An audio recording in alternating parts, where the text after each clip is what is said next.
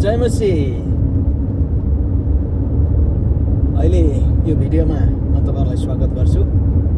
हामी यो भिडियोमा पास्टर निमा जो लाइफ चर्च न्यू ह्याम्पसायरबाट आउनुभएको छ म्यानचेस्टरमा, नेपालमा काठमाडौँमा लामो समय बाइबल टिचर भएर मण्डलीमा सेवक भएर पनि काम गर्नुभयो। सिन्धुपाल्चोकमा जन्मियो कि काठमाडौँ हुँदै अहिले अन्तर्राष्ट्रिय रूपमा विभिन्न अध्ययनको सिलसिलामा सेवकाईको सिलसिलामा डुल्दै फिर्दै गएर अमेरिकामा सेटल हुनुभएको छ, न्यू इङ्ल्यान्डमा। त्यसले गर्दाखेरि अब हामी यसमा तपाईँहरूलाई काम लाग्ने एक दुईवटा कुरा गर्छौँ है। त्यो भनेको एज अ पास्टर बाइबल टिचरको रूपमा सुनेका सबभन्दा गम्भीर, कुनै सबभन्दा अक्कडे, कुनै सबभन्दा हाँसो उठ्दो ती प्रश्नहरू कस्ता भोग्नु भएको छ त भनेर हामी कुरा गर्नेछौँ। सबभन्दा सुरु गर्न चाहे पहिलोमा सबभन्दा हाँसो उठ्ने प्रश्नबाटै जाउँ न त पास्टर बा। हाम्रो अडियन्सलाई अहिलेसम्मको सिकाउने क्रममा, क्लासमा होला, चर्चमा होला, घरेलु सङ्गतिमा होला, युथ कन्फरेन्समा होला, टिनेजरको ट्रेनिङमा होला, होइन, आमा दिदीबहिनीको विभिन्न प्रकारको जहाँ तपाईँ पुग्नु भएको छ अथवा विश्वासीले पर्सनल डिसाइपल गर्ने क्रममा होला, धेरै प्रश्नहरू गर्छन् नि त, होइन। त्यो मध्ये कुनै रोचक एकदम रमाइलो प्रश्न छ कि छैन? अहिले मलाई मेरो सम्झनामा त्यस्तो रोचक र त्यस्तो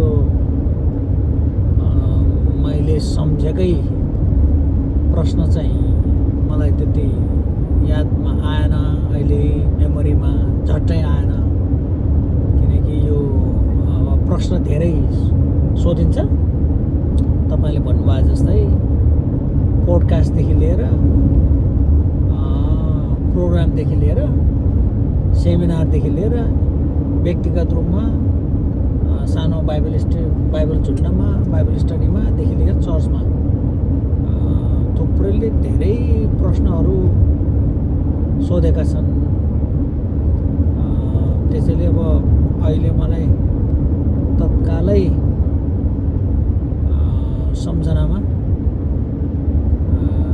नआएको चाहिँ, नसम्झेको चाहिँ, किनभने हरेक बाइबल स्टडीमा पनि प्रश्न त आइहाल्छ। एक्सक्युज मी, अहिले मैले तत्काल अहिले झट्टै चाहिँ सम्झेन, किनभने म अहिले त्यो होला 3 हप्ता भयो कि हो बाइबल स्टडीमा बस्न नभ्याएको। हाम्रो क्वेसन एन्सर त त्यसमा हुन्छ, त्यसो हुनाले मलाई अहिले झट्टै आएको छैन। तर एकछिनमा म आउँछ, रिकल भने चाहिँ आउनु पर्ने हो। तर मैले कुन चाहिँ प्रश्न भनेर सोचिरहेको थिएँ कि, किनभने प्रश्न थुप्रै। तपाईँले सोसियल मिडिया चलाउनुहुन्छ नि, होइन? चलाउँछु। सोसियल मिडिया चलाउँदा कोही पास्टर हुन्छन्, होइन, कोही विश्वासी हुन्छन्, होइन, विभिन्न तरिकाले त्यहाँ पोस्ट गर्छन्, होइन? हजुर हो। त्यो पोस्ट गर्नेहरूमध्येको सबभन्दा अनौठो हाँसो लाग्ने रोचक कुनै पोस्टको याद आउँछ? मेम्सहरू होला अथवा कसैले के गर्छ, होइन? अब त्यो पनि झट्टै त आउँदैन, किनभने मैले धेरै लेख्छु क्या। फेरि यो मेरो के भन्छ फेसबुकमा स्ट्याटसहरू यति धेरै लेखेछु कि म कुनै पनि सभा सम्मेलनमा कतै अरू साथीहरूले, अरू ठाउँको साथीहरूले, अरू देशको साथीहरूले मलाई भेट्दाखेरि चाहिँ स्ट्याटस पास्टर भनेरै बोलाउन थाले कि तपाईँको स्ट्याटस चाहिँ सर। इभन नन क्रिस्चियनहरूले पनि, नन क्रिस्चियन फलोवरहरू, गैर इसाई साथीहरू पनि हुनुहुन्छ। Status pastor. एक दिन चाहिँ म मलमा, म र मेरो श्रीमती घुम्दै थियौँ। एकजना नेपाली आएर चाहिँ मलाई नमस्कार भन्नुभयो। मभन्दा अलि उमेरले पाएको देखिनुहुन्थ्यो उहाँ। अनि चाहिँ मलाई चिन्नुभयो भने, अनि मैले खासै ठम्बाउन सकिनँ, बिर्सेछु भने, होइन, म फलाने के त भनेर भन्नुभयो। अनि मलाई उहाँको फेसबुक नाम चाहिँ मलाई याद थियो।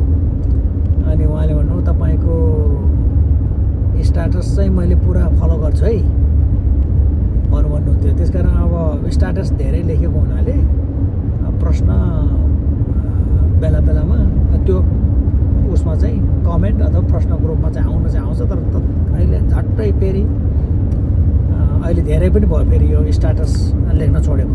त्यसो भए त्यो भएर पनि होला।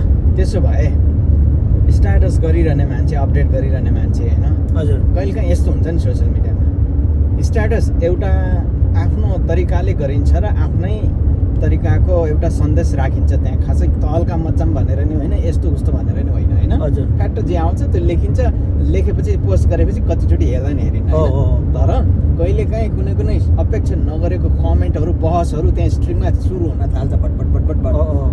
या त मान्छेले बुझेर नै हो, सहमति भयो, कहिलेकाहीँ मान्छेले प्रसङ्गै नबुझेर नै हो, कहिलेकाहीँ मान्छेले प्रसङ्ग बुझेर इङ्गेजमेन्टको हिसाबले एकदम रोचक ठानेर नि हो होइन। हो। त्यो मध्येमा तपाईँलाई एकदम रोचक लागेको एउटा कुनै हाइलाइट भएको स्ट्याटस छ, तपाईँले एउटा पोस्ट गरेको तर तपाईँले अपेक्षा गरे भन्दा बेसरी बढी इङ्गेजमेन्ट भएको अथवा अनौठो कुराहरू लेखेको मान्छेले, अनि त्यहाँबाट बहसहरू सुरु भएको त्यस्तो केही छ? छन्, तर अब अहिले मैले ठ्याक्कै चाहिँ त्यो के भन्छ यही चाहिँ स्ट्याटस भनेर, किनभने धेरै लेख्ने भएकोले ठ्याक्कै त्यो चाहिँ आएन। तर तपाईँले भन्नुभएको सिनारियो, तपाईँले भन्नुभएको चाहिँ जस्तो केस र घटनाहरू चाहिँ भएका छन्। त्यस्तो भएको छ कि छैन? स्ट्याटस लेख्नुभयो तर अचानक त्यो सोचेको र विचार गरिएको, प्रक्षेपण गरिएको लक्ष्यभन्दा फरकतिर बाङ्गियो कुरो, मान्छेले के लेखे, के भयो, सुरु भयो कहाँबाट, अनि तपाईँलाई त्यो बोर लाग्न थाल्यो, अनि त्यसपछि हटाइदिनु भयो मेटाएर, त्यस्तो खालको घटना घटाएको छैन? त्यस्तो पनि छ, त्यस्तो पनि छ। त्यस्तो कस्तो छ भन्दाखेरि कति अब यस्तो यसमा चाहिँ कस्तो हुँदो रहेछ भने मैले ऊ पनि गरेँ, पछि मैले हिसाब किताब गर्दाखेरि चाहिँ तपाईँले भन्नुभयो जस्तै कति मान्छेले चाहिँ हुन त त्यो उहाँको गल्ती होइन फेरि, किनभने उहाँको स्कुलिङ र उहाँको पर्सपेक्टिभबाट त्यो मेरो स्ट्याटस पढ्नुहुन्छ, फेरि उहाँको सिचुएसन के भइरहेछ, उहाँ कुन सिजनमा हुनुहुन्छ त्यो व्यक्ति भन्ने कुराले पनि निर्धारण गर्छ। तर मैले कुन इन्टेन्सनले कुन मिनिङ दिनलाई अथवा कुन मानेमा मैले त्यो स्ट्याटस लेखेको, तर झन्झन्डै 50% भन्दा बढीले, कहिलेकाहीँ त 60-70%ले नै उल्टो बुझिदिन्छ, जुन चाहिँ मैले भन्न खोजेको होइन हो। अब त्यसमा हिजो कि अस्तिको मात्रै जोडौँ, अब एकजना गोरा साथीले सोध्यो तिम्रो रिटायरमेन्ट प्लान केही छ कि छैन भनेर सोध्यो होइन, त्यो के अरे रिट्रिटमा तिम्रो रिटायरमेन्ट प्लान के छ भनेर भन्यो। मैले भने मेरो रिटायरमेन्ट प्लान भनेको छोराछोरी हुर्काउने, पढाउने अनि गरी खाने, बनाउने। अब त्यो स्ट्याटस पढेपछि इन्सुरेन्स क्षेत्रमा काम गर्ने मित्रहरूलाई के लागेछ भने म चाहिँ एन्टाई इन्सुरेन्स होइन, यो बिमा गर्न हुँदैन भन्ने शिक्षा सिकाउने पास्टरको रूपमा बुझेको हो कि भन्ने उहाँहरूको कमेन्ट पढ्दाखेरि फेरि त्यो नहुन पनि सक्छ। हुन त मेरो पनि लाइफ इन्सुरेन्स त छ होइन, मेरो पनि प्रोटेक्सन त छ नि, नभएको त होइन नि त। तर उसले सोद्धाखेरि चाहिँ अब हामी त त्यो त जोक्स गर्ने लेभलको साथी भएको हुनाले मैले त्यो कुरो भने र त्यो कुरो चाहिँ स्ट्याटसको रूपमा लेखेँ। तर उता पढ्ने मान्छेले चाहिँ के बुझेछन् भन्दाखेरि ओहो यो त के भन्छ सेभिङ गर्न नहुने, भविष्यको प्लानिङ गर्न नहुने भन्ने जस्तो टिचिङ दिन थाल्यो, प्रभुले नै सबै कुरो गर्नुहुन्छ भनेर आन्दन धुन्द कुद्ने पास्टर रहेछ भन्ने जस्तो बुझ्यो कि भन्ने उहाँहरूको 1-2जनाको कमेन्ट हेर्दाखेरि, हालसालको कुरो गर्दाखेरि।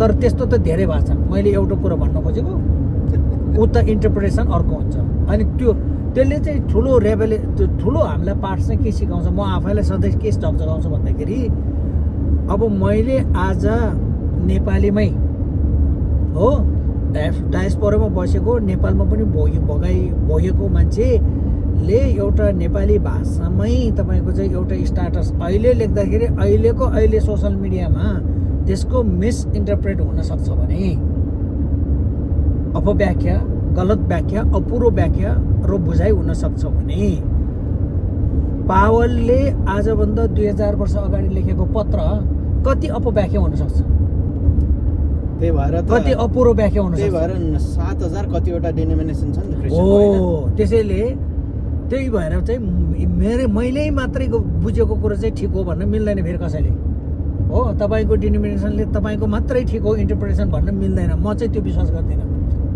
किनभने अरूलाई मान्छे नगर्नु हो नि त त्यो त। त्यसो हुनाले मैले चाहिँ के भन्छु भन्दाखेरि त्यसको मतलब अर्को के हो भन्दाखेरि जब बाइबल खोल्छौँ हामी, बाइबल पढ्दाखेरि त्यो व्यक्तिले जुन लेखक थियो त्यो सुरुको लेखकले के लेखेर त्यति बेलाको प्रापक अथवा अडियन्सले के बुझ्यो भन्ने कुरा चाहिँ बडो गम्भीरपूर्वक परिश्रम गरेर खतलेर बुझ्ने प्रयास गर्नुपर्छ। नत्र भने अहिले लेखेको स्ट्याटस त मिसइन्टरप्रेट हुनसक्छ भने परमेश्वरको वचन कति छिटो कति सजिलै मिसइन्टरप्रेट हुन सक्छ भन्ने कुराको चाहिँ त्यो ज्वलन्त उदाहरण हो। त्यसो भए सोसियल मिडियाकै कन्टेक्स्टमा गर्दा र यो गलत बुझाइहरू होइन हजुर लेखिएको इन्टेन्डेड भएको एउटा अभिप्रेरित अथवा उसको भित्रपट्टिको इच्छा एउटा तर बुझ्दिनेले अर्कै बुझ्दिएपछि समस्या भयो होइन किनभने त्यो त अर्थनबर्थ भयो नि त होइन। त्यसले गर्दाखेरि स्ट्याटसहरू पढ्दा उ गर्दा मान्छेले सोसियल मिडियामा कहिलेकाहीँ एकदम स्ट्रङली अरू व्यक्तिहरूको एउटा प्रभुको झन् अगुवा चर्चकै पास्टर मानवले अर्कै कुनै आफूभन्दा फरक खालको सम्प्रदाय होला अथवा फरक समूहको मण्डलीको नेटवर्कको मण्डलीको अथवा बुझाएर विचार फरक होला विचार फरक हुनेको बारेमा पाँची कतिपय लेखिएका कुरा कहिलेकाहीँ नामै तोकेर कहिलेकाहीँ नाम नतोक्ने अलङ्कारिक शब्द प्रयोग गरिए पनि उसले खासकोलाई पोइन्ट आउट गरेको भनेर छर्लङ्गै बुझिने खालको पनि त लेखेको पाइन्छ। भर्खरका जवान केटकेटीबाट भएको भए त्यो फरकहरू हुन्थ्यो तर इन्फ्लुएन्सियल अलिकति चिने जानेकै र अरूहरूले गरेकै अलिक सिनियर फिगर भनौँ न सोसियल मिडियामा प्याच्च व्यक्ति बसेर गर्नुपर्ने कतिपय बेमध्येका कुरा व्यक्तिगत बस्न नसक्ने बरु उल्टै सोसियल मिडियामा एकदम अलिकति सम्बन्धै हल्का टर्रो बनाउने टाइपको गरेर प्रेजेन्ट गरेको देख्नै भएको छ होला कतिचोटि होइन। त्यस्तोहरूलाई के छ त सल्लाह सुझाव दुईटा, एउटा पोस्ट गर्दा कसरी होसियार अपनाउन सक्छन् उनीहरूले, एउटा दोस्रो उनीहरूले पोस्ट गरेको स्ट्रिङ टपको पोस्ट स्ट्याटसमा स्ट्रिङमा तल जब कन्भर्सेसन बिल्ड हुँदै जान्छ भने इङ्गेजमेन्टमा हामीले कसरी इङ्गेजमेन्ट जनाउन सक्छ, रेस्पोन्ड गर्न सक्छ, हाम्रो सबभन्दा बेस्ट हेल्दी स्पिरिचुअल इङ्गेजमेन्ट कस्तो देखिन सक्छ होला। पहिलो चाहिँ चाहे त्यो हामी स्ट्याटस मार्फत होस् होइन अथवा लेखन मार्फत होस् अथवा तपाईँको भिडियो अडियो मार्फत होस्, हामीले जसरी जब हामीले केही कुरा बोल्छौँ अथवा केही कुरा लेख्छौँ भनेदेखि चाहिँ पहिलो नम्बरमा तपाईँलाई मैले विचार गर्नु, मैले रिसेन्टली चाहिँ म आफैले पनि रियलाइज गरेको के भने हामी आक्रोशित हुनु भएन। पहिलो कुरा आक्रोशमा आएर त्यो कुरा त्यो स्ट्याटस लेख्ने कुरा होस् अथवा तपाईँको चाहिँ के भन्छ बोल्ने कुरा होस्, लेख्ने कुरा भयो भने बोल्ने कुरा भयो भने सोसियल मिडियामा आक्रोशमा गर्नु भएन नम्बर 1। नम्बर 2 मा चाहिँ आक्रामक पनि देखिनु पर्दैन। सत्य बोल्नलाई आक्रामक हुनु पर्दैन नि, सत्यलाई ठुलो स्वर नै गरेर बोल्नुपर्छ र गर्दैन। यदि सत्य हो भने त त्यो त सानो स्वरमा बोल्दा पनि हुन्छ नि। त्यसैले त्यो पहिलो कुरो चाहिँ त्यो हो। दोस्रो कुरो चाहिँ के हुनु पर्यो भन्दाखेरि एकदम के भन्छ अब त्यसैले अघि मैले भने आक्रामक र के भन्छ आक्रोश, त्यो अर्को पक्षले भनेको कुरा भन्यो भने तर त्यसलाई सन्तुलित हिसाबले त्यो पनि हो। यदि त्यो पनि हो भनेदेखि त्यो पनि हो, हामीले त्यसलाई पनि मानिलिनु पर्यो। त्यो पनि एउटा धार हुनसक्छ, त्यो पनि एउटा विचार हुनसक्छ, त्यो पनि एउटा शिक्षा हुनसक्छ, त्यो पनि एउटा बुझाइ हुनसक्छ।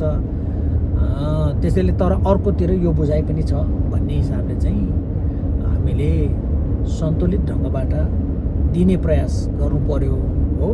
तर त्यसो हुँदै पनि चाहिँ कस्तो हुँदो रहेछ भने यो सोसियल मिडियाको एउटा चरित्र चाहिँ कस्तो हुँदो रहेछ भने मैले के लेखेपछि, मैले एउटा स्ट्याटस लेखेपछि अथवा मैले केही बोलेपछि चाहिँ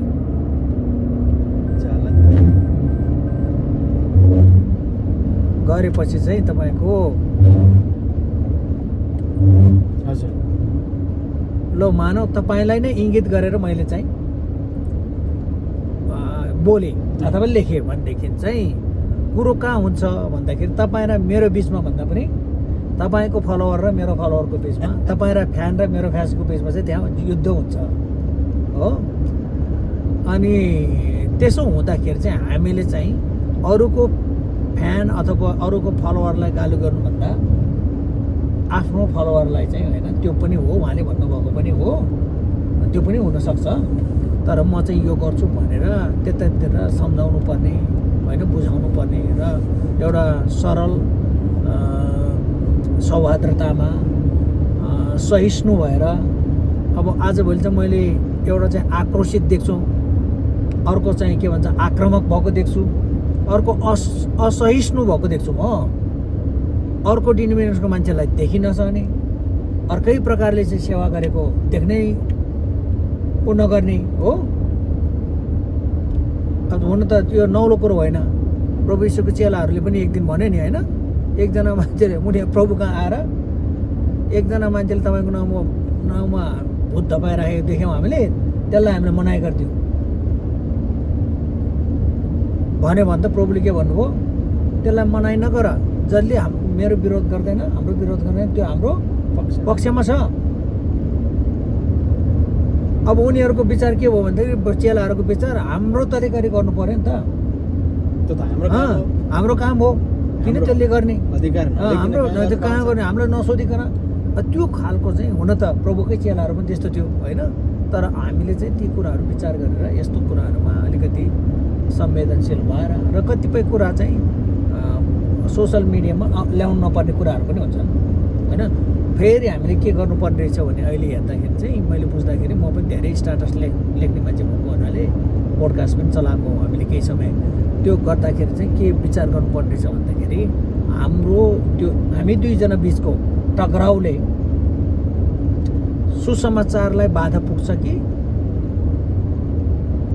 सहयोग पुग्छ, त्यो पहिलो कुरा सम्झिनु पर्यो। नम्बर एक हाम्रो कामले पोस्ट गरेको, बोलेको, लेखेको होइन, एक नम्बर सुसमाचारमा सहयोग पुग्यो कि बाधा पुग्यो, एउटा त्यो। गुड।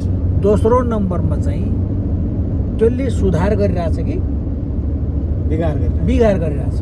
नम्बर एक सुसमाचारमा सहायता भयो कि बाधा भयो, दोस्रो यसले सुधार ल्यायो कि बिगार्ने काम गर्यो। पावरले के भन्छ, सबै कुरा न्यायसङ्गत छन् भनेर मैले बोल्न पाउँछु होला, मैले लेख्नु ठिकै थियो होला, तर पावरले के भन्छ, सबै कुरा न्यायसङ्गत छन् तर फाइदाको छैन। सबै कुरा न्यायसङ्गत छन् तर सबै कुराले भलाइ गर्दैन। त्यसकारण भलाइ गर्छ गर्दैन, यसले निर्माण गर्छ कि यसले भत्काउँछ भन्ने कुरा पनि। त्यसो भएपछि यो सत्य हो भन्दैमा बोल्नै पर्छ भन्ने छैन। यो न्याय यही हो, न्यायसङ्गत कुरो भन्दैमा बोल्नै पर्छ, गर्नै पर्छ भन्ने नि भएन। यसले भलाइ अन्तिम गोल भलाइ हो कि होइन यसको गोल हो। अनि फेरि त्यो अर्को कुरो चाहिँ के हुन्छ भन्दाखेरि त्यो लेख्ने र बोल्ने सत्य नै होला, राम्रै कुरो होला, यसले भलाइ नै गर्ला कतिलाई, तर त्यसको चाहिँ के हुनुपर्छ, हामीले चाहिँ समय हेर्नुपर्छ। कुन समयमा, जस्तो हो अस्ति मैले हेरेँ होइन, मैले देखेँ कतिजनालाई मैले व्यक्तिगत रूपमा सम्झाएँ पनि। यहाँ अमेरिकामा होइन एकजना क्रिस्चियन अगुवालाई मार्दाखेरि तत्काल ठिक्क भयो भन्ने जस्तो अभिव्यक्तिहरू आयो। तर ठिक छ, उहाँको कतिपय मन नपर्ने कुराहरू थियो भनेदेखि त्यो व्यक्त गर्ने समय छ नि त। तर म मरेकै दिनमा चाहिँ तपाईँले ठिक्क भयो भनेर चाहिँ पोस्ट लेख्नुभयो भने ठिकै छ, तपाईँसँग मेरो विचार नमिल्ला, तपाईँ गर्नु होला, तर त्यो दिन होइन नि त त्यो भन्ने। आउँछ नि त कुनै दिन, त्यसको पनि तरिका छ नि त। त्यसो हुनाले त्यो सत्य कुरा नै भए पनि कहिलेकाहीँ समय ठिक नहुन सक्छ, अन्तिम गएर त भलाइ भएन। त्यसले कसैलाई चाहिँ के गर्यो, भलाइभन्दा नोक्सान बढी, ड्यामेज बढी गर्ने भएको हुनाले त्यो पनि चाहिँ हामीले के गर्नु पर्यो, विचार पुर्याउनु पर्यो। कति बेला भन्ने, कसरी भन्ने। धेरै पटक चाहिँ के हुँदो रहेछ भन्दाखेरि हामीले बोलेको सत्य मान्छेले नसुन्नको कारण चाहिँ त्यो असत्य भएर होइन, हामीले बोलेको कुरा, हामीले लेखेको कुरा असत्य भएर होइन कि हाम्रो त्यो शब्द चयन र हाम्रो त्यो आक्रोशले गर्दाखेरि चाहिँ मान्छेले के गर्दो रहेछ भनेदेखि हाम्रो होइन, हामीले बोलेको सत्य नै उनीहरूले स्वीकार गर्दैन। त्यसो हुनाले चाहिँ ती कुराहरू चाहिँ विचार गरेर हामीले सुसमाचारलाई टेवा पुग्ने अथवा सुसमाचार फैलिने र मण्डलीको सुधार हुने, मण्डलीलाई वृद्धि गर्ने र मण्डलीलाई शिक्षा दिने खालको, सबैको भलो हुने खालको चाहिँ के भन्छ बोल्ने कुरा गर्नु पर्यो र कतिपय कुरा चाहिँ फेरि कुन चाहिँ सोसल मिडियामा बोल्ने र लेख्ने कुन चाहिँ नलेख्ने भन्ने अघि तपाईँले भन्नुभएको जस्तै कति कुराहरू छन् सोसल मिडियाले सल्भ गर्दैन। अझ मैले त के भन्दै आएको छु भन्दाखेरि यो फरक विचारधारा भएको मान्छेको बारेमा तपाईँ र मैले सोसल मिडियामा बोलेर काम छैन। मलाई धेरै पटक पोडकास्ट र इन्टरभ्यू गर्ने साथीहरूले भन्यो यो अगमबानीको बारेमा हामी छलफल गर्नु पर्यो, तपाईँले भन्नु पर्यो यो अगमबानीको बारेमा के हो, यहाँ गलत भयो, अगमबानी छ कि छैन, अगमबानीको बारेमा यहाँ यो झुटा अगमवक्ताहरू आए, यहाँनिर अगमवक्ता भनेर प्रेरित भनेर आए, यसको विषयमा कुरा गर्नु पर्यो भनेर भन्यो। मैले भने के को लागि त्यो गर्न खोजेको भनेको सच्याउनको लागि होइन, सुधार गर्नको लागि। सही शिक्षा के हो, अगमबानी सम्बन्धी, अगमवक्ता सम्बन्धी, प्रेरित सम्बन्धी त्यो सम्प्रेषण गर्नु पर्यो भन्यो भने कसलाई सम्प्रेषण गर्ने, कसलाई सच्याउने, जो विपरीत जो चाहिँ त्यो अगमवक्ता र प्रेरित भनाउँदाहरू छन् उहाँहरूको फलोवरलाई हामीले सिकाउन खोजेको हो नि, सच्याउन खोजेको होइन त। अब मेरो भिडियो र मेरो स्ट्याटस त्यो ग्रुपले पढ्दै पर्दैन, किन उसलाई थाहा भइसक्यो कि निमा कुन जनराको पास्टर हो भन्ने कुरो उसलाई थाहा भइसक्यो। त्यसैले उसले त मेरो भिडियो त नहेर्ने भन्यो। अब त्यो समूहले के गर्दैन, मेरो भिडियो हेर्दैन, मेरो स्ट्याटस पढ्दैन, सुधार भयो त। अब मेरो फलोवर त अहिले मसँग जति पनि छन् मेरो सोसल मिडियामा फलोवरहरू, उहाँहरूलाई त थाहा छैन त पास्टर निमाले भनेकै दिएकै कुरा सन्तुलित लाग्यो, त्यही ठिक छ भने उहाँहरू त त्यो सो कल्ड अगमवक्ताको पछि लाग्दैन। त्यो लागिराखेको मान्छेलाई पो यता ल्याउनलाई अब उसले हेर्दैन, त्यो मेरो पढ्दै पर्दैन भने के काम। त्यसैले मैले के भने भन्दाखेरि यदि यस बारेमा राम्रै हामी बहस गर्ने हो, बाइबलीय आधारमा छलफल गर्ने हो, त्यही पनि के भन्छ कसले जित्ने भनेर होइन हो, उसलाई हराउनलाई होइन, तर्क गरेर। तर हामी बुझौँ त, उहाँको पनि कुरा सुनौँ, मैले बुझेको कुरो पनि उहाँलाई सुनाउँ। त्यसो गर्दाखेरि चाहिँ दुईजना बस्दाखेरि के हुन्छ, दुईवटा जनराको, दुईवटा खेमाको पास्टरहरू, अगुवाहरू एकसाथ चाहिँ पोडकास्ट अथवा चाहिँ गफ गऱ्यौँ भने चाहिँ के हुन्छ भन्दाखेरि त्यो अब उहाँ भएको कारणले उहाँको फलोवरले पनि हेर्ने भयो हो, अनि मेरो फलोवरले पनि हेर्ने भयो, मेरो फलोवरले पनि उहाँको कुरा सुन्ने भयो। हिजोसम्म त त्यो त झुटा अगमवक्ता भनिहाल्छ, त्यसको भिडियो आउने बित्तिकै छलिहाल्छ होइन, यसो गरिहाल्थ्यो भने आज म भएको कारणले त्यो भिडियो हेर्ने भयो, ऊ त उहाँको फलोवरले पनि फलाना छ भनेर हेर्ने भयो। हेर्दाखेरि त सुन्दाखेरि त अब छर्लङ्ग हुन्छ नि त हामीले गरेको स्वस्थ बहस होइन, स्वस्थ व्याख्या उहाँले पनि भन्न पाउनु पर्यो। आक्रोशित भएर उहाँलाई गाली गरेर तथा नाम त्यस्तो पनि हुन्छ र भनेर अपशब्द किन प्रयोग गर्नु पर्यो। भद्र साथ हो, आदरमा उहाँ पनि एउटा प्रभुको जन भएको हुनाले सबै मान्छे एकनासी हुँदैनन्, के कारण उहाँ पनि त्यस्तो इन्टरप्रिटेसन बुझाइमा पुग्नुभयो भनेर चाहिँ बसेर दुई खाले नै बसेर गऱ्यो भने चाहिँ अब हामीले भनेको त हार्ने र जित्ने होइन नि त। यहाँ हामीले भनेको चाहिँ हामी कसरी चाहिँ साँचो बाटोमा लाग्ने, हाम्रो मान्छेलाई कसरी चाहिँ अझै प्रभुको नजिकमा लैजाने, प्रभुको सेवामा अझै समर्पित बनाउने भन्ने दुवै पक्षको चाहिँ इच्छा हो, यो उद्देश्य हो भनेदेखि त हामी सँगै बसेर चाहिँ कुराकानी गऱ्यो भने चाहिँ बल्ल त्यो फलदायक हुन्छ भनेर मैले साथीहरूलाई भन्दै आएको। भनेपछि अब सोसियल मिडियालाई जेनरली बुझ्दा तपाईँको भनाइअनुसार सबभन्दा नम्बर 1 यसले के गर्छ, यसको लक्ष्य के छ भनेर बुझ्नै पर्ने भयो। 3 नम्बरमा हामीले भलाइको कुरा गरेको थियौँ, 2 नम्बरमा हामीले सुधार हो, इम्प्रुभमेन्टको कुरा गरेको थियौँ, शिक्षा अनि शिक्षाको। नम्बर 1 मा के थियो, सुसमाचारलाई बाधा होइन फाइदा हुनु पर्यो। यदि तपाईँको सोसियल मिडियाले यो 3टा कुरा गर्दैन भने तपाईँ हामीले अब इक्जामिन गर्नुभयो। गुरुबाले त्यसो भन्नुभएको छैन, आज प्रभुको जन हो, परमेश्वरको वचनलाई शिर पर राखेर प्रभुको डर भयमा रहेर सिकाउने मान्छे हो। हचुवाको तालमा फलोवरहरू बढाउने, भाइरल गराउने तालमा जे पाए त्यही गर्दै हुनुहुन्छ भने विचार गरौँ एकचोटि, के यसले सुसमाचारलाई फाइदा गर्दैछ कि बाधा दिँदैछ।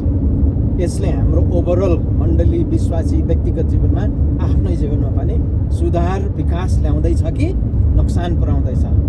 तेस्रो कुरो, यो सबै ठिकै राम्रै सत्य भएकै घटना भए तापनि यो पब्लिकमा ल्याउँदैमा अन्तत्वगतको यसले सबभन्दा बढी मानिसहरूको निम्ति भलाइ गर्दैछ कि एक दुईजनाको व्यक्तिगत स्वार्थ मात्रै पुरा हुँदैछ, यो कुरा पनि विचार गरौँ। धन्यवाद पास्टर भाइ यो छोटो उसको लागि। र अर्को पनि भन्छु म, यो भन्नुहोस् न। सोसल मिडियाको लागि अन्तिम एउटा टिप्स होइन, टिप्स भन्नाले सुझाव हामी सबैको लागि।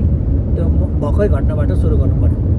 एकचोटि चाहिँ एउटा भिडियो क्लिप भाइरल भयो होइन, हाम्रो नेपाली क्रिस्चियन कम्युनिटी बिच सोसल मिडियामा भाइरल भयो। त्यहाँ चाहिँ के रहेछ भने त्यो भिडियोमा चाहिँ एकजना पास्टरले के भन्नुभएको रहेछ भन्दाखेरि अब्राहमको छोराहरूमध्ये एकजना चाहिँ कालिम्पोङमा आएको थियो भनेर भन्नुभएको रहेछ। अनि त्यो भिडियो निकै भाइरल भयो होइन, कतिले मिम पनि बनाए हो, अनेक गर्यो, जोक्स गरे, सबै कुरो गरे। अनि मेरो कस्तो छ भन्दाखेरि मलाई सोसल मिडियामा फलो गर्ने साथीहरूले यति चाहिँ बुझिदिनुहोस् भन्छु। म फेरि मेरो विधा हो, साहित्यको विधा हो भने चाहिँ म हाँस्य व्यङ्ग्य पनि हो फेरि मेरो होइन, मेरो एकदम फेभरेट हाँस्य व्यङ्ग्य पनि हो। यो अहिले मैले कमेडी च्याम्पियन पुरै हेर्छु म त्यो एपिसोडहरू होइन। त्यसो हुनाले मेरो विधा त्यो भएको हुनाले, मेरो इन्ट्रेस्ट त्यसमा पनि भएको हुनाले म चाहिँ के गर्छु, कहिलेकाहीँ व्यङ्ग्यात्मक हिसाबले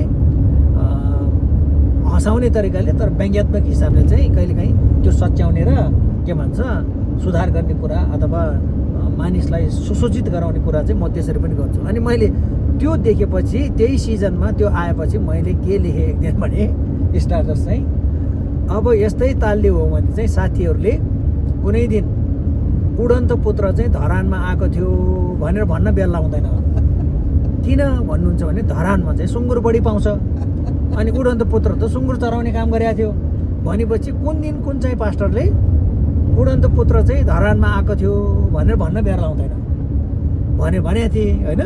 त्यो स्टाटस मैले लेखेपछि पोस्ट गरेको केही समयपछि एकजना भाइले मलाई यति लामो मेसेज गर्नुभयो, इनबक्स गर्नुभयो। उहाँले त्यहाँ उसमा अब कतिले चाहिँ त्यो के भन्छ हँसाएर होइन, हाँसो गरेको इमो राखिदियो होइन, अनि कतिले चाहिँ के भन्छ रिसाएको पनि राखे, अनि कतिले लाइक पनि राखे, थम्सअप पनि। तर एकजना भाइले मलाई यति लामो चाहिँ मेसेज लेख्नुभयो। उहाँले के लेख्नु भएको रहेछ भन्दाखेरि, पास्टर बा तपाईँबाट मैले यस्तो एक्सपेक्ट गरेको थिएन, तपाईँले यस्तो नलेख्नु पर्थ्यो, तपाईँ जस्तो मान्छेले, तपाईँप्रति मेरो ठुलो आदर छ, मिल्छ भने तपाईँले त्यो स्टाटस डिलिट गरिदिनुहोस् न भनेर भन्नुभयो होइन। मेसेज आयो इनबक्स, मैले त्यसपछि भाइलाई मेसेज लेखेँ डिलिट गर्नुहोस्, तर किन उहाँलाई चाहिँ अप्ठ्यारो भयो अरे तपाईँको स्ट्याटस? तर उहाँले, मैले त्यो सोध्नु परेन किनभने म आफैले इन्टरप्रेट गरेँ। के इन्टरप्रेट गरेँ मेरो मैले भन्दा उहाँले त्यो कारण चाहिँ लेख्नु भएको छैन, कारण लेख्नु भएको छैन, तर मैले बुझिसकेँ नि त कुरो होइन मेरो आफ्नो तर्फबाट। तर मैले बुझेको ठिकै रहेछ। पछि मैले उहाँलाई के भने भन्दाखेरि उहाँले किन त्यो लेख्नु भएको रहेछ भन्दाखेरि उहाँ चाहिँ त्यो अब्राहमको छोराहरूमध्ये एकजना छोरा चाहिँ कालिम्पोङ आएको थियो भनेर भन्ने पास्टरको चाहिँ डाई हार्ड फ्यान हुनुहुँदो रहेछ। अनि मेरो स्टाटसले त्यतातिर व्यङ्ग्य हान्यो भन्ने हिसाबले उहाँलाई चित्त दुख्या रहेछ। त्यसपछि मलाई उहाँले राम्रो काम चाहिँ के गर्नुभयो भने इनबक्स गर्नुभयो कि मेसेज। एकदम ठिक छ होइन, एकदम राम्रो, म एकदम खुसी पनि भएँ। अनि मैले त्यो भाइलाई के भन्यो भने, ल भाइ थ्याङ्क यू होइन तपाईँको मेसेजको लागि, मलाई यो डिलिट गर्नलाई कुनै महाभारत भएन, ठुलो कुरो भएन, म गर्न सक्छु अब। तर मेरो भाइले एकदमै यसरी मलाई चाहिँ व्यक्तिगत इनबक्स मेसेज पठाएर एकदमै राम्रो गर्नुभयो र तपाईँले त्यति भनिदिनु भयो, मलाई एकदम खुसी लाग्यो। तपाईँ जस्तो जवान भाइले त्यसो गर्नुपर्छ, भन्नुपर्छ, त्यसको लागि धन्यवाद छ। तर तपाईँ जवान हुनुहुन्छ हो। अझ उहाँले त्यो मेसेजमा के पनि थप्नु भएको थियो, तपाईँले व्यक्तिगत रूपमा भन्नु पर्थ्यो उहाँलाई बरु भने होइन। मैले भने त्यसपछि मेरो व्यक्तिगत सम्बन्ध उहाँसँग छैन, तर तपाईँको मेसेज पढ्दाखेरि चाहिँ तपाईँको चाहिँ उहाँसँग व्यक्तिगत सम्बन्ध भएको बुझेँ मैले हो। जसरी तपाईँले मलाई अहिले त्यो मेरो स्टाटसको बारेमा तपाईँले डिलिट गरिदिनुहोस्, सच्याउनुहोस् भनेर भन्नुभयो, त्यसरी उहाँ पास्टरलाई पनि, त्यो पास्टरलाई पनि तपाईँले त्यति भन्न सक्ने हिम्मत चाहिँ राख्नुपर्छ है भाइ। तपाईँ जस्तो जवान भाइले, तपाईँको कन्ट्याक्ट रहेछ भन्ने मैले बुझेँ होइन, मेरो अनुमानमा, मेरो गेसमा। त्यसकारण तपाईँले मलाई पठाए जस्तै उहाँलाई पनि इनबक्स गरेर मेसेज पठाउनुहोस्, तपाईँले के बोल्नुभएको यो अब्राहमको छोराहरूमध्ये एकजना कालिम्पोङमा आएको थियो भन्ने कुरा कहाँबाट आयो? तपाईँले त्यसरी बोल्नु नहुने थियो पास्टर बा भनेर तपाईँले उहाँलाई त्यति भन्न सक्नुपर्छ। भाइ तपाईँ जस्तो जवान मान्छेले हावाको तालमा मान्छेले जे भन्यो त्यहाँ युट्युबमा जे भन्यो त्यही हावाको तालमा तपाईँ जस्तो जवान मान्छे बहकिनु हुँदैन हो। मलाई जसरी तपाईँले सच्याउन खोज्नुभयो त्यसरी नै उहाँलाई पनि सच्याउनुहोस्। म अहिले डिलिट गरिदिन्छु भनेर मैले मेसेज पठाएर त्यो पोस्ट पनि मैले डिलिट गरेँ होइन। अब उहाँले उता भन्नुभयो भन्नु भएन, त्यो उहाँ जान्नुहुन्छ, प्रभु जान्नुहुन्छ होइन। तर मेरो तर्फबाट मैले म सच्याउन तयार छु होइन। म पनि मान्छे हुँ, मैले पनि कहिले फ्याट गलत बोल्न सक्छु, अथवा मेरै इन्टरप्रिटेसन मात्रै ठिक हुन्छ भन्ने पनि होइन, मेरै बुझाइ मात्रै ठिक हुन्छ भन्ने पनि होइन, मेरै डिनोमिनेसनको कुरा मात्रै सबै सही हुन्छ भन्ने पनि होइन। त्यसो हुनाले चाहिँ यो तपाईँको चाहिँ कतिपय कुराहरू चाहिँ यदि त्यस्तो तपाईँलाई कसैले गरेको पोस्ट मन परेको छैन भनेदेखि चाहिँ आपत्तिजनक छ भनेदेखि चाहिँ त्यही पोस्ट गर्नुभन्दा अगाडि, पब्लिकमा जानुभन्दा अगाडि प्राइभेट के भन्छ इनबक्स गरेर जुन भाइले मलाई गर्नुभयो त्यसरी गऱ्यो भने अझ स्वस्थ।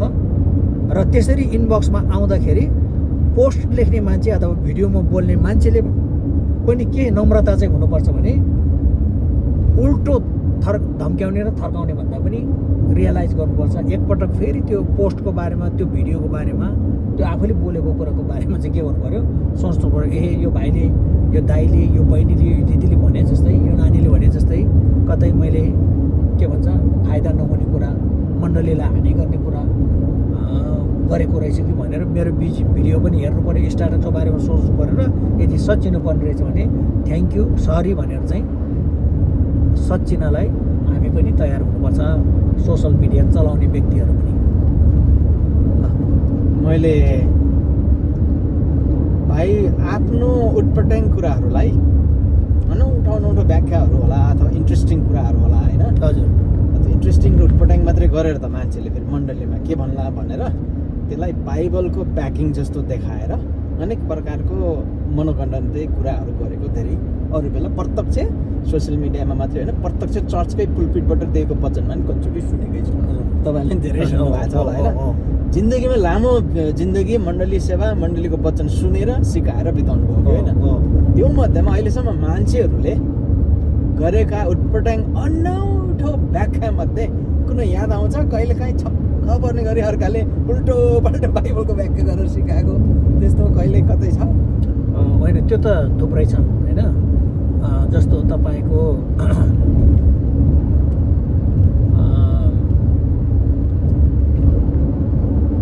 पावलले भन्छ नि एउटा पद होइन, एउटा पद एकदम मिसइन्टरप्रेट भएको पद चाहिँ पावलले मलाई जहाँसम्म लाग्छ फिलिपीको पत्रमा हुनुपर्छ होइन। म गलत पनि हुन सक्छु। फिलिपी कति हो, फिलिपीमै जस्तो लाग्छ मलाई। म सब थोक गर्न सक्छु ख्रिस्ट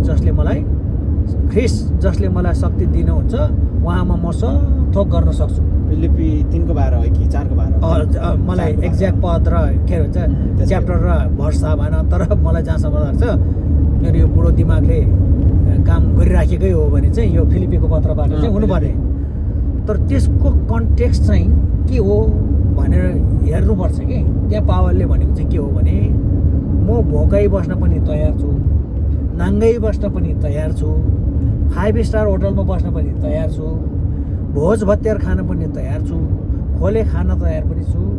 ख्रिस्टमा म सब थोक गर्न सक्छु उहाँको महिमाको निम्ति, उहाँको सेवाको निम्ति, उहाँको राज्य विस्तारको निम्ति। सतावट भोग्न पनि, बेइज्जती भोग्न पनि तयार छु। मलाई चर्चबाट के भन्छ पास्टर तिमी हुँदैन भनेर गलातेर निकाल्यो भने म त्यो पनि सहन सक्छु ख्रिस्टमा, जसले मलाई शक्ति दिनुहुन्छ हो। रोग बिमार आउँदाखेरि म त्योसँग पनि लड्न सक्छु, त्यसको बावजुद पनि म सेवाकाई गर्न सक्छु भनेर भनेको। अब हाम्रो चाहिँ त्यसलाई अलिक गलत ढङ्गबाट होइन, कन्टेक्स्ट भन्दा सन्दर्भभन्दा बाहिर मान्छेहरूले के गर्न सक्छु जस्तो मान्दा हुन्। एक्ज्याक्टली होइन।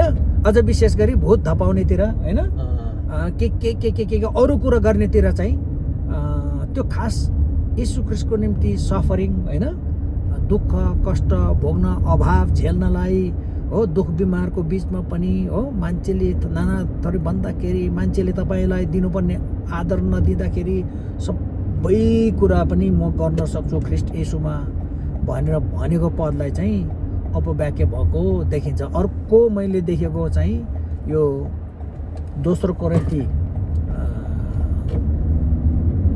कति अध्यायमा अस्ति भर्खर मात्रै हेरेको थिएँ मैले यो के भन्छ दोस्रो कोरिन्थी 8मा हो कि कतिमा माफ गर्नुहोस् मैले यो च्याप्टर चाहिँ बिर्सेछु। के भन्छ पौलले त्यहाँ भनेको कुरा चाहिँ म भन्छु। पौलले के भन्छ भने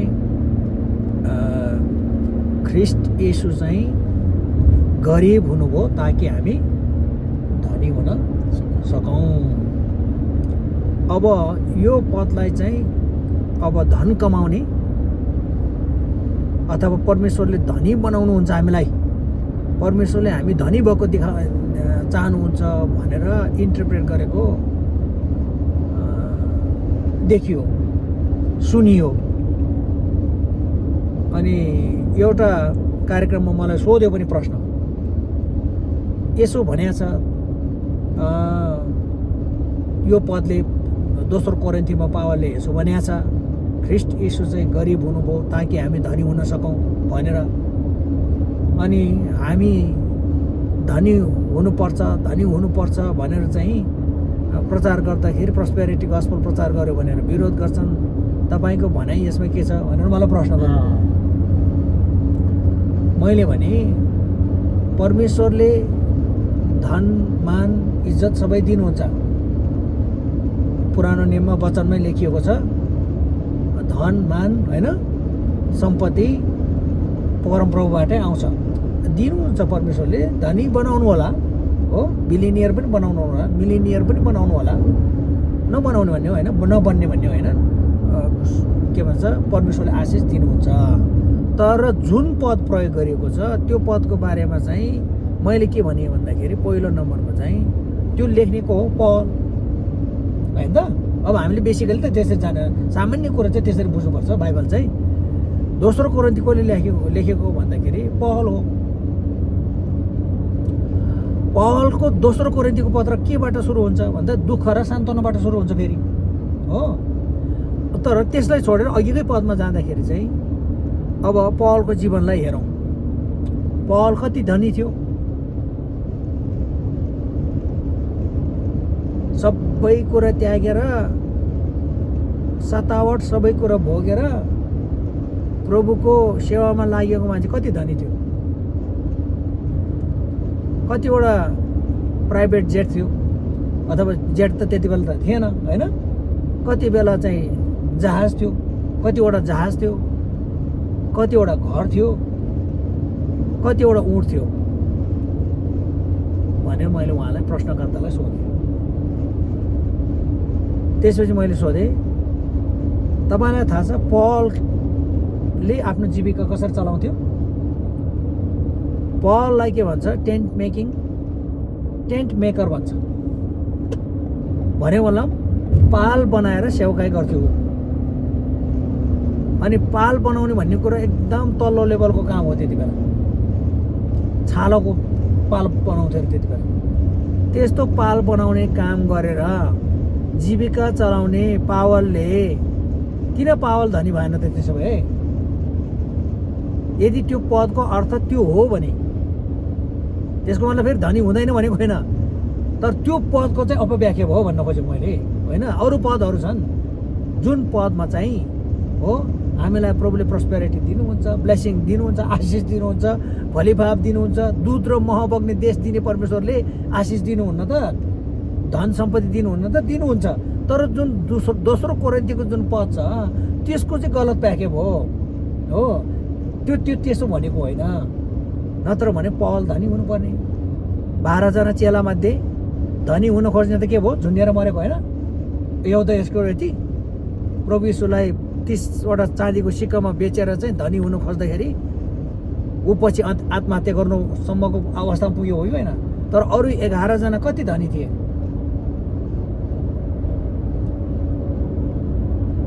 उनीहरू शहीद भएका होइनन्?